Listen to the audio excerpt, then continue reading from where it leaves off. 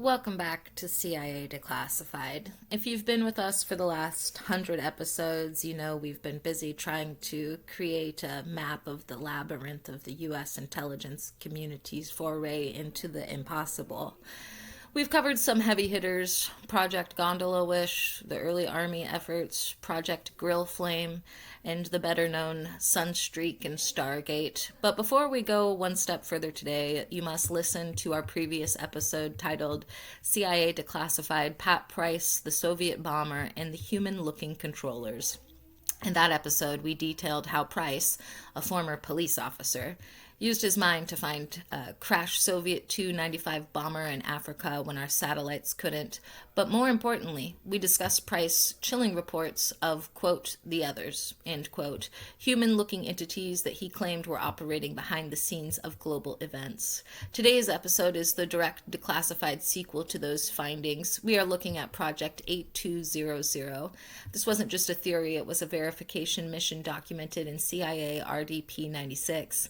00791R 0002 0003 004 0-0. The agency wanted to know if the controllers Price saw had a home base, and they found 4. In the early 1980s, the CIA's Directorate of Science and Technology decided to retask the coordinates Pat Price had provided a decade earlier. They didn't tell the new viewers what the target was. This is known as a double-blind protocol.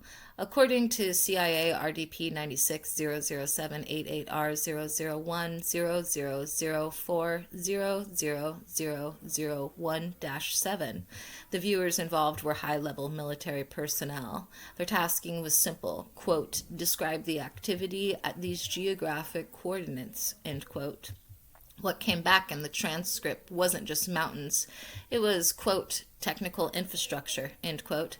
The viewers described transport systems that were tubular and personnel that look like us but don't behave the way that we do. Let's get into the specifics. Mount Hayes, Alaska. Coordinates 63.6 degrees north, 146.7 degrees west. In the 8200 files, the viewer, often suspected to be Joe McMonagle, we have a whole episode on him as well, or Mel Riley, described a hive of activity. He stated, and I quote from the transcript, there is a sense of power generation. It feels like a relay station for the entire planet. Mount Hayes is one of the most electromagnetically noisy places on Earth. In CIA RDP 96 007 88R 0019 0076 0001-9, intelligence analysts noted that the interference coming from Hayes was actually disrupting the early warning radar systems of the Cold War. They couldn't explain it. Price's claim was that the base was shielded, and the 8200 viewers confirmed the existence of a, quote, spherical dome, end quote, deep beneath the permafrost. In the 1995 audit report, CIA RDP 960071R000200030040-0, there's a strange footnote regarding, quote, unexplained geological voids. We move to the Pyrenees, Mount Perdido, Spain. The Project 8200 viewer described this site as a, quote, craft maintenance area, end quote. He saw, quote, disc and, quote, triangular platforms, end quote. But the detail that caught the CIA's eye was the description of the, quote, others, end quote. The viewer described workers who were, quote, pale with slightly larger eyes and who moved with a, quote, mechanical efficiency.